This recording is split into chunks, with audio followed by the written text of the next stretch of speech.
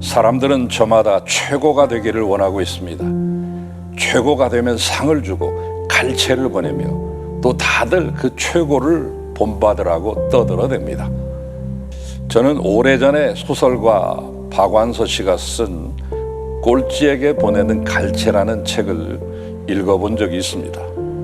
그러나 막상 현실은 꼴찌에게 갈채를 보내는 사람들은 별로 없습니다.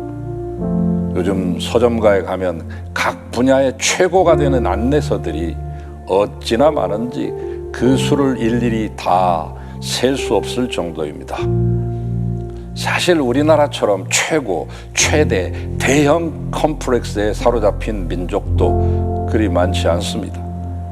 4대주의, 예로부터 중국과 같이 사이즈가 큰 나라를 부러워하며 살다 보니까 그렇게 된 것인지는 몰라도 아파트도 승용차도 가전제품도 최고급 초대형만을 선호합니다. 교회도 대형교회, 웅장하고 화려한 교회들만 훌륭한 교회라는 인식에 사로잡혀 있습니다.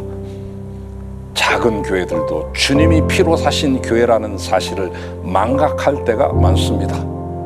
작은 것들은 아예 거들떠보지도 않습니다. 쳐주지도 않습니다. 취급조차 하지 않습니다. 그러나 사실 알고 보면 모든 일은 작은 것으로부터 시작됩니다. 제 아무리 큰 건물이라도 벽돌 한 장으로부터 시작되고 아무리 높은 산이라도 한 걸음부터 올라가야 됩니다. 그러므로 작은 일이라고 소홀히 하거나 무시하는 사람은 실패하고 맙니다.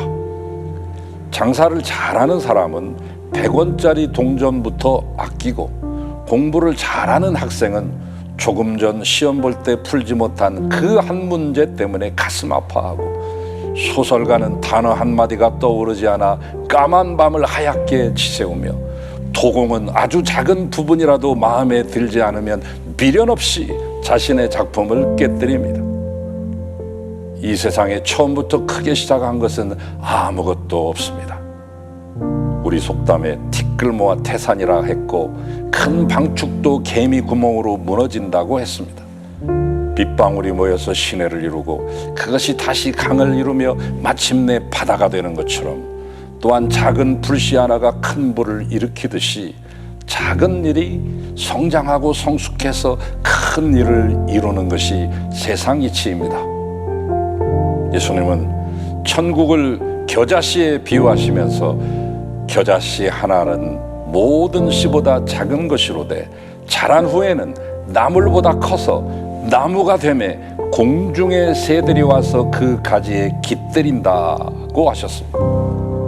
또 겨자씨 하나만한 믿음만 있으면 산도 옮길 수 있으며 작은 누룩이 온 덩이를 부풀게 한다고 하셨습니다. 우리의 구주이신 예수님도 지축을 뒤흔드는 행동보다 평범한 작은 일을 통해서 하나님의 영광을 드러내셨습니다. 그분은 슈퍼맨처럼 살지 않으셨습니다.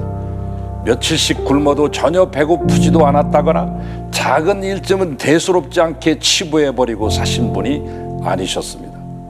십자가에 달리심으로 인류 구원의 대업을 이루신 그분도 매일의 일상 속에서 우리와 똑같이 작은 일들을 행하셨으며 그 작은 일들로 인하여 고민하고 투쟁하셨다는 것을 결코 간과해서는 안 될 것입니다. 누가복음 10장 10절 말씀에 지극히 작은 것에 충성된 자는 큰 것에도 충성되고 지극히 작은 것에 불의한 자는 큰 것에도 불의하니라 라고 주님은 말씀하십니다. 여기서 이 지극히 작은 것의 헬라어는 엘라키스토스, 작은 것 중에 작은 것을 말합니다.